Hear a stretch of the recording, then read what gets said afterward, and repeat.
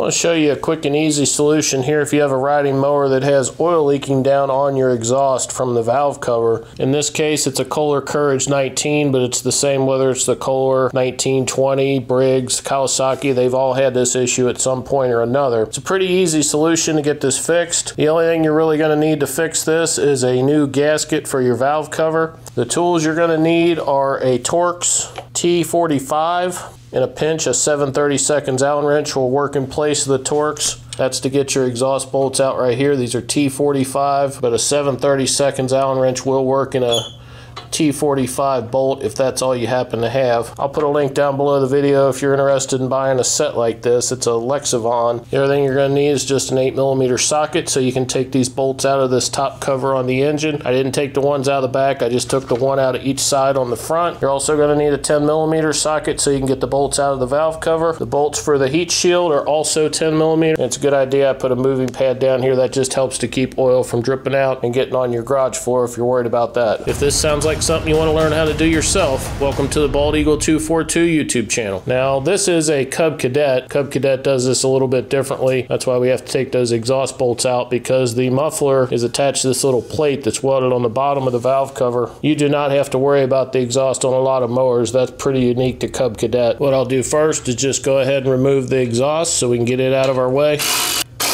There is a little gasket behind this. Make sure when you pull that out, you don't lose that gasket because it'll fall out right between there. Now I've already got the heat shield off, but there are 2 bolts in each side right here, and then this heat shield will come right off. Once you get the bolts out of the side there, go ahead and take these 2 bottom bolts out. That will completely remove your muffler. No! And if you saw that fall out, that's the little gasket for your exhaust where it comes out of the head into the exhaust pipe. Go ahead and take these 2 10mm bolts out. As soon as you take these out, the muffler will fall down.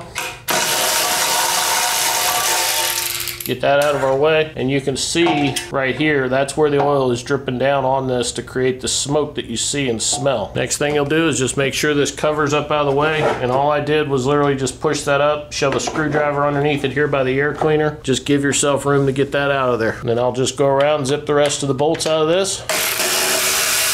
This little vent tube right here, just grab that and pull that straight out. There's really nothing that holds that in there other than just the pressure from the hose. So just pull that out and let you get to this bolt here.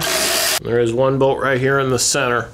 And once you get all the bolts out of there, this should, sometimes you got to pry it a little bit, but sometimes it'll come right off. Now there are 2 parts to this valve cover. Sometimes this will come out stuck on there. So if it does, I'll just show you what it is.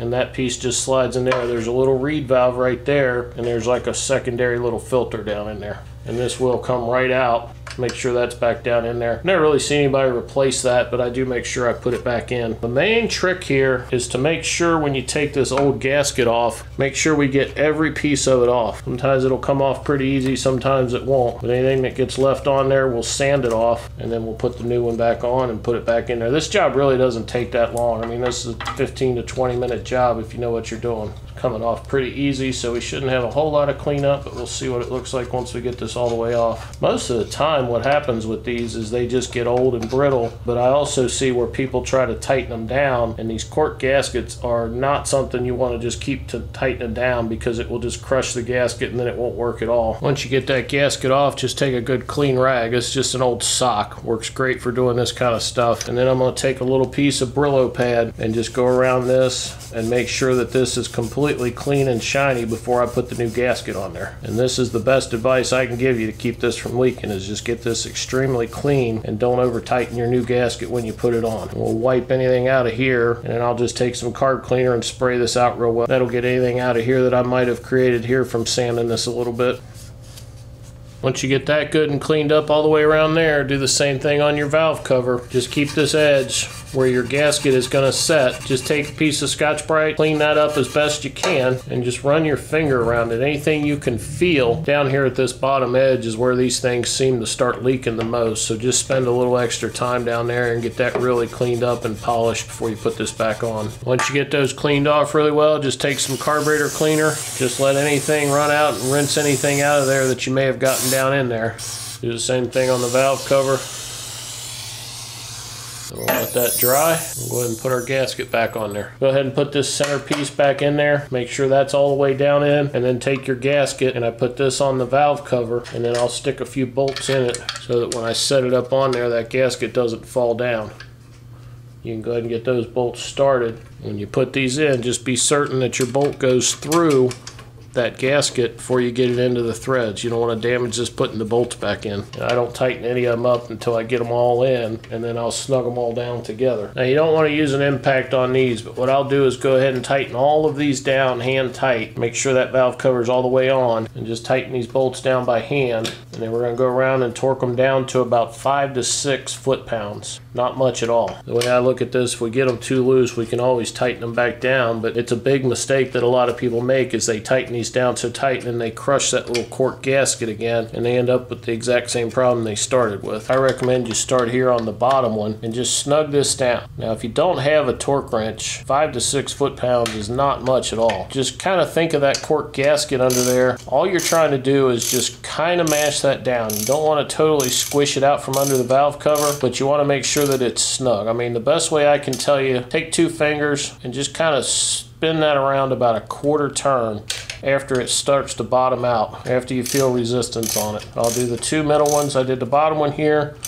I'll do these 2 middle ones. You feel it hit the bottom there, come around about a 1/4 turn, and that is really all you need on these. I'll go back and do the outside ones here now, and all you're trying to do really is just get this to where these bolts don't vibrate back out, and it'll still seal very well. So we'll go about a 1/4 turn after it bottoms out, and then we'll go back and do these last 2 on the corners.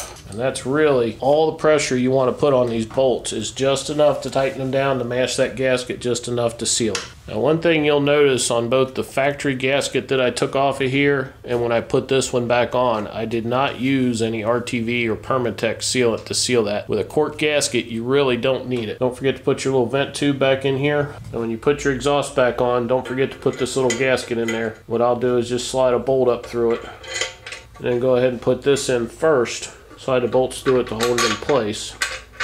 When I put it back together, I'll put these in first. It's easier to get that gasket in there. Now your exhaust bolts here can be about 21 to 24 foot-pounds.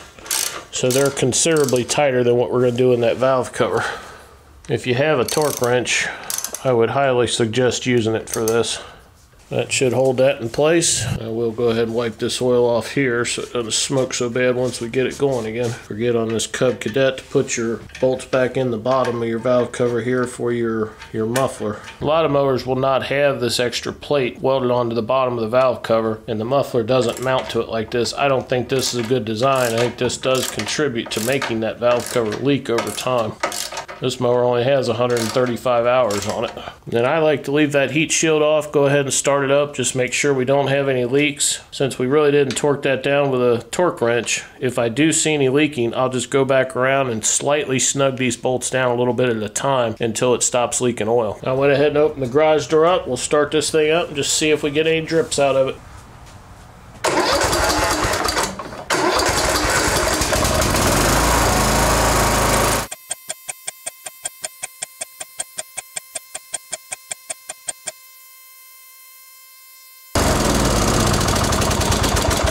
I think we're good to go there. I'll go ahead and get my heat shield back on, and we'll call this job done. If you found this video interesting, this one right here is even better.